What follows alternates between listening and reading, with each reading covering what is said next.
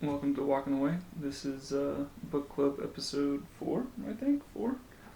We'll be dealing with chapter 1, question 7, which is what dangers lie in an outward or external interpretation of spiritual formation, and how is this related to legalism? I guess to start, Luke, would you like to share your quote that you picked out from this section? We'll be primarily in the section A Way of Grace and Rest. Yeah, specifically in this section, the quote I picked out said, and it is this path along which God's commandments are found to be not heavy and not burdensome. And specifically the thought I had on that was that picking up your cross is, while it is heavy to do so, and of course it's going to feel like you're taking on the weight of the world on your shoulders, it is a whole lot lighter than living by your own means and living and by which living in complete chaos. Yeah, that act of picking up your own cross is it's this whole process of renovating your heart, and it's not easy at first, but once you realize, and the point I'd like to make is that it's not easy at first, and while it may seem heavy and burdensome at first, what you soon realize is that it actually is not heavy. It's not as heavy as the alternative, and the alternative is living, again, like I said, like living by your own means, and because we ourselves are like Willard says, we're inclined to live chaotically, and there's that sin in our hearts that leads us to chaos. But when we pick up our own cross, like Jesus tells us to, it's not heavy and not burdensome, and like Jesus says, my yoke is easy and my burdens are light. Yeah, and like when we're doing that, what's actually happening is like I said in the previous episode, we're putting death to death, and in so doing, we unify ourselves with Jesus, with God, and like just let's take a minute to think about what it means to be unified with Christ in this sense.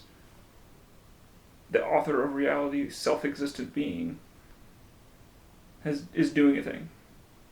He is putting death to death by incarnating himself in non-existence.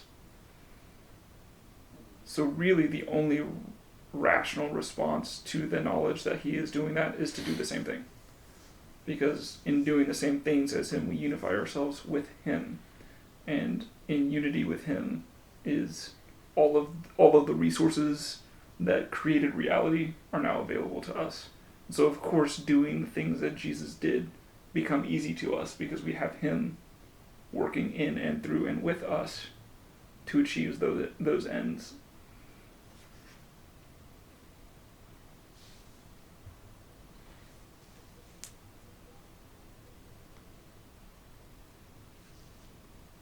Is that your point?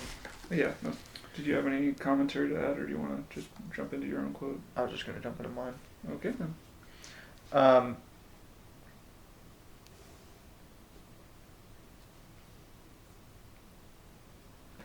Again, question 7, what dangers lie in an outward or external interpretation of spiritual formation? How is this related to legalism? Page 17, halfway down the page, you'll see often what human beings do is so horrible that we can be excused, perhaps, for thinking that all that matters is stopping it. but this is an evasion of the real horror of the heart from which the terrible actions come. And then Willard goes on to give this example of how we're commanded to be loving, and we might see that command and then try to be more loving, but we might try to act more patiently and kindly, but the correct approach is to first be internally loving so that we can then act out patience and kindness, is essentially the point he makes.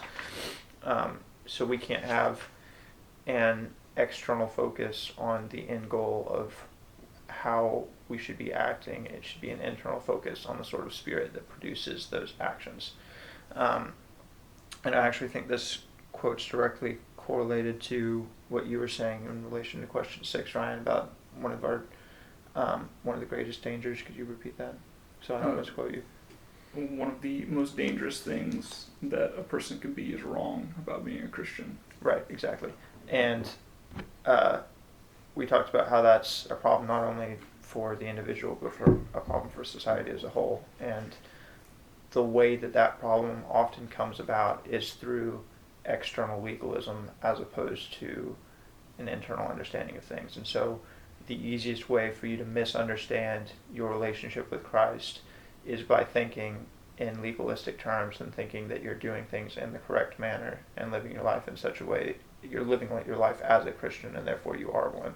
And that's not how it works at all. And so that's how you answer this question. That is what the danger is the more you focus, the more you have an external focus, the kinds of ways in which you're expecting to live, you aren't going to be able to live them out because you have to have an internal focus in order to produce that fruit. And B, you're going to be distracted from your primary goal of spiritual formation in Christ because you're going to be thinking that you're doing the right things and therefore covered. So that was my thought.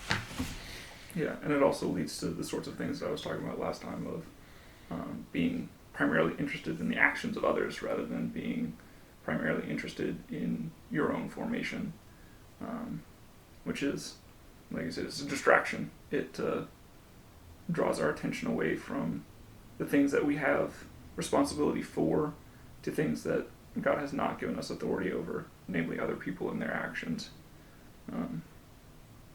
Which doesn't really segue to what I was going to say, but I'm going to go ahead and say it anyway. My quote, which I've changed twice, thanks guys, is at the very beginning of the passage. It says, "But Christ's likeness of the inner being is not a human attainment. It is, finally, a gift of grace." That's something that, as like a high-performing type, like a type A person, it's very, very difficult for me to accept gifts even if they come from the God who created everything. So, understanding that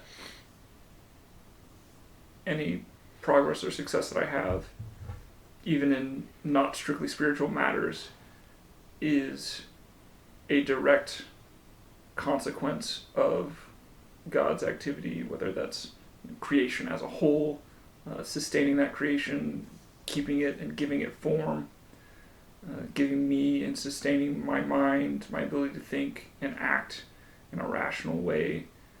Those are all totally dependent upon God's activity in reality as it continues through time. And the beautiful thing, sort of apropos of what I was discussing on your point, is that acknowledging that all the goodness, all the action is a result of unity with Christ, points me back. It returns the focus to where it should be of, I can form myself in a way that is, or I can cooperate with God in forming me in a way that is similar in kind to Christ's being, so that I can get all the goodness. And that proper orientation towards cultivating in me the sort of person that is capable of doing the things that I want will finally enable me to be free. And that's where I think That's like what we really want, is to not be like so focused on, oh, am I doing the right thing? It's just I'm the right sort of person, so whatever I happen to want is the right thing because my wants are a feature of my being, which is now correct. The easiest way of living. Exactly. Which, yeah. And that kind of circles us back to exactly. like answering the question is the goal, for freedom, Christ has set you free, from what is precisely sin as a category, and sin can productively be thought of as the antithesis of faith, which for a lot of time, and I think it's easy to do this, you think of the opposite of faith as being doubt, but it's not doubt. The opposite of faith is control. And when we try to control ourselves, we're the opposite of free. Because we're simple-minded, we focus on these external matters. And having our focus misappropriated in that way completely negates any opportunity for God to actually work on what matters, which is precisely the inner being of our lives. And having accomplished that work, the externals just kind of take care of themselves.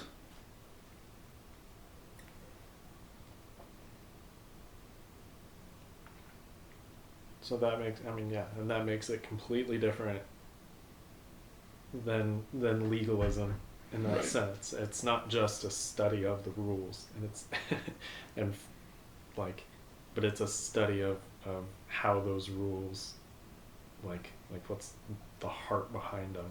Right. And because I used to think that legalism was an excess of love for the law, but I think a reasonably mature reading of Christ's interaction with the Pharisees, who were the legal experts of the day, condemns that view as simple-minded and totally opposite of what was actually true. They didn't love the law too much. They loved it too little. If they had actually loved the law, as Jesus said, they would have recognized that he was a fulfillment of it and loved him as well. Well, and that's why, that's why too. I'm kind of trying to explain why it's gonna, you're gonna feel like you're taking on the weight of the world on your shoulders when you love the law in this way, is like you're studying it not just to know what it says and what specific circumstances it applies to, but it's like you're understanding the heart behind it. And it's like, oh, but that's so hard. And it's like, well, no, it is explaining to you it's explaining something behind the law in and of itself, like you're taking the next step beyond just understanding what circumstance it applies to. Right. And that takes the control away from you, to where you're not just applying the law. Oh, this law applies to this circumstance, done deal. No, it gives the control back to God by letting his underlying truth behind that law speak to you, and it's that governs your life, exactly, rather than a specific letter, which even Jesus said brings death. Exactly, and in that way you can let go and give it all to him and live your life easily from there. Yeah. Dustin, do you have anything to add? I think we covered it. Well, that's question 7. Hope this was helpful for you, and I hope we'll see you for the next one.